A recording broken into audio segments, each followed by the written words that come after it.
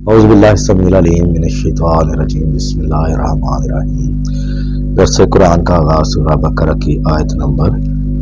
5 سے ہو رہا ہے۔ تو پہلی 4 آیات ہم نے پچھلے درس میں بیان کی تھی۔ اس میں جو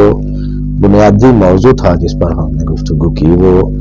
یقین الصلاۃ تھا کہ نماز کی ادائیگی، اور ہم نے مختلف حوالوں سے یہ بیان کیا تھا کہ وہ کس قدر اشد ضروری ہے کہ اللہ تعالیٰ نے اس کو اوقات کے ساتھ پابند کر دیا ہے۔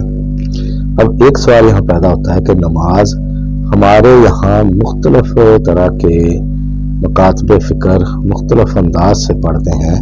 تو کیا یہ اس میں کوئی مذائقہ ہے؟ تو یہ ایسی کوئی بات نہیں ہے۔ نماز جس رنگ میں بھی پڑھی جائے وہ نماز تصور ہوگی، کیونکہ اللہ تعالیٰ نے خود سے قرآن کریم میں اس کا کوئی طریقہ بیان نہیں کیا، اور نہ ہی تمام انسانوں کو روبوٹ بنانا مقصود تھا۔ تو اس لیے اللہ تعالیٰ نے گنجائش رکھی، یعنی بنیادی ارکان قیام، رکوع، سجود، قعدہ وہ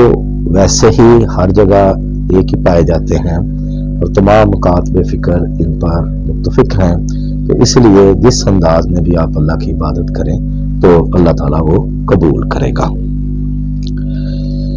اب آگے اللہ کہتے ہیں یہ کچھ صفات بیان کرنے کے بعد اولئک علی ھدی من ربہم، کہ ان صفات والے لوگ جو ہیں وہی اپنے رب کی طرف سے ہدایت پر ہیں، واولئک ھم المفلحون، اور یہی لوگ جو ہیں وہ فلاح پا جائیں گے۔ ان الذین کفروا، بے شک کافر جو ہیں یعنی انکار کرنے والے اس نظام کا، اللہ کی کتاب کا، فرشتوں کا، آخرت کے دن کا، اللہ کی ذات کا اور انبیاء علیہ السلام کا، تو ان کا انکار کرنے والے جو ہیں سواء علیہم اانذرتہم ام لم تنذرہم لا یؤمنون، کہ برابر ہے ان کے لیے چاہے آپ انہیں ڈراؤ یا نہ ڈراؤ، وہ ایمان نہیں لائیں گے۔ یعنی یہ وہ لوگ ہیں جن پر اتمام حجت پورا ہو چکا، اور وہ لوگ بجائے اس کے کہ دل کے کانوں سے پیغمبر صلی اللہ علیہ وسلم کی دعوت کو سنتے، مگر انہوں نے اس کو قبول کرنے کی بجائے اس کی مخالفت شروع کر دی، اور اس کے لیے دن رات وہ سازشیں کرنے لگ گئے۔ تو اس لیے جو لوگ اپنی دنیا کی زندگی کو فائنل کر بیٹھے ہیں اور ان کا یہی مطمع نظر ہے کہ اس دنیا سے جتنا زیادہ انجوائمنٹ، انٹرٹینمنٹ یہ حاصل کی جا سکے اور نمود و نمائش کا ایک ذریعہ بن جائے، تو وہ لوگ آخرت کا اصل میں انکار کر کے بیٹھے ہوئے ہیں، یعنی آخرت کے لیے ان کی کوئی جد و جہد نہیں ہے۔ تو اس لیے ایسے لوگ جو ہیں ان کو ڈرانا یا نہ ڈرانا وہ ایک برابر ہوتا ہے، یعنی کسی بھی طرح کی جد و جہد اور انہیں سمجھانے کے لیے وقت کا ضیاع وہ کارگر ثابت نہیں ہو سکتا۔ اس کی وجہ کہ ان کی جو زندگی کی روش ہے جسے میٹیریلسٹک کہہ لیں، کہ صرف دنیاوی وسائل سے متمتع ہونا، ان سے فائدہ اٹھانا اور لطف اندوز ہونا، اور اپنے بچوں کی دیکھ بھال اور ان کے لیے مال و دولت اکٹھا کرنا ہے۔ تو ہدایت ان کو کس لیے نہیں آ سکتی؟ اس لیے کہ آگے اللہ بتا رہے ختم اللہ علی قلوبہم وعلی سمعہم، کہ اللہ تعالیٰ نے ان کے دل اور ان کے کانوں پر مہر لگا دی ہے،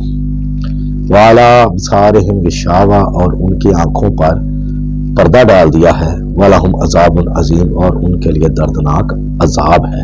تو یہ کوئی ایسا نہیں ہے کہ اللہ تعالیٰ نے کسی رنجش کی بنا پر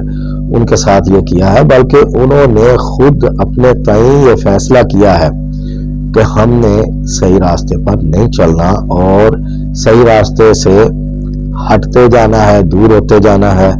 اور جو درست راستے پہ چل رہے ہیں ان کے آگے بھی رکاوٹیں کھڑی کرنی ہیں۔ تو یہاں تک آگے 2 گروہ، ایک متقین لوگوں کا اور ایک کفار کا جو بالکل ہی مخالفت پہ دیدہ دلیری سے اتر آئے۔ اب آگے اللہ تعالیٰ ذکر کر رہے ہیں وہ ایسا گروہ جو ظاہری نہیں ہے، یعنی منافقین کا۔ تو اس بارے میں اللہ فرماتے ہیں وَمِنَ النَّاسِ مَن يَقُولُ آمَنَّا بِاللَّهِ وَبِالْيَوْمِ الْآخِرِ، اور لوگوں میں سے کچھ ایسے ہیں جو زبانی کلام کہتے ہیں کہ ہم اللہ پر ایمان لاتے ہیں اور آخرت کے دن پر ایمان لاتے ہیں، وَمَا هُمْ بِمُؤْمِنِينَ، اور اللہ کہتے ہیں کہ وہ ہرگز مومن نہیں ہیں۔ یخادعون اللہ والذین آمنوا، وہ اللہ اور ایمان والوں کو دھوکہ دیتے ہیں، وما یخدعون الا انفسهم، اور در حقیقت وہ صرف اپنے آپ کو ہی دھوکہ دیتے ہیں، وما یشعرون، مگر وہ اس کا شعور نہیں رکھتے، کیونکہ دنیا مکافات عمل ہے، جو بھی جس طرح کا کام کرے گا تو اس طرح کا ہی نتیجہ اس کے سامنے آ جائے گا۔ تو یہ دھوکہ دہی کے ذریعے، مکاری کے ذریعے اپنا اندر باطن چھپا کر تو ظاہر اور طرح کا کر کے وہ سمجھ لیں کہ ہم نے ایمان والوں کو یا اللہ کو دھوکہ دے دیا ہے، تو یہ ہرگز غلط بات ہے۔ تو قوانین جو ہیں اللہ کے، وہ کچھ عرصہ بعد خود ہی نتائج واضح کر دیتے ہیں کہ وہی لوگ ایسے اندھے کنویں میں جا گرتے ہیں کہ دنیا اور آخرت برباد کر لیتے ہیں۔ تو اصل میں اللہ کہتے ہیں وہ اپنے آپ کو دھوکہ دیتے ہیں۔ فی قلوبہم مرض، ان کے دلوں میں مرض ہے، فزادہم اللہ مرض، پس اللہ تعالیٰ نے اس مرض میں اور اضافہ کر دیا۔ وہ مرض کیا سا ہے؟ گمراہی کا، دنیا کی محبت کا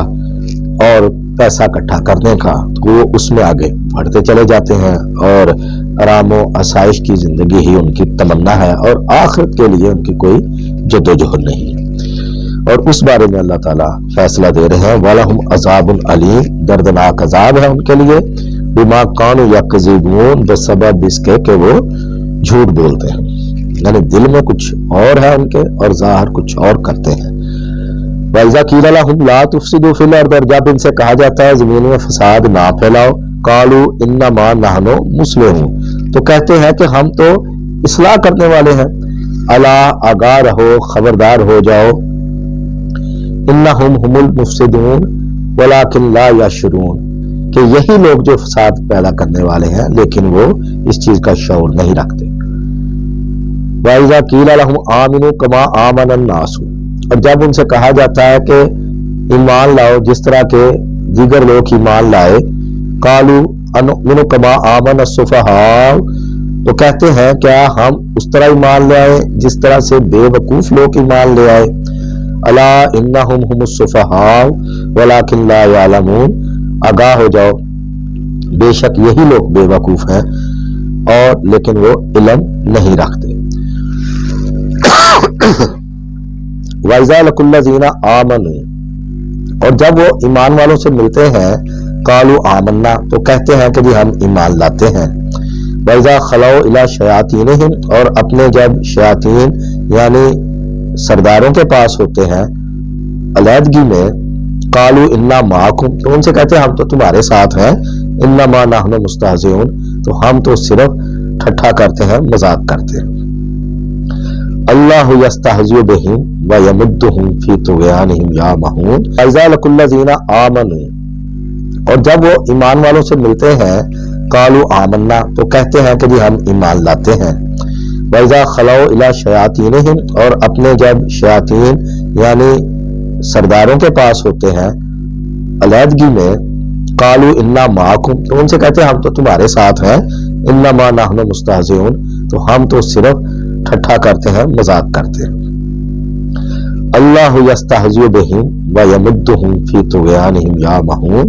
کہ اللہ بھی ان سے پھر مذاق کرتا ہے، اور وہ کیا کرتا ہے اللہ کہ انہیں مہلت دیتا ہے تاکہ وہ جس گمراہی اور سرکشی میں پڑے ہیں تو وہ پڑے ہی رہیں، یعنی ان کو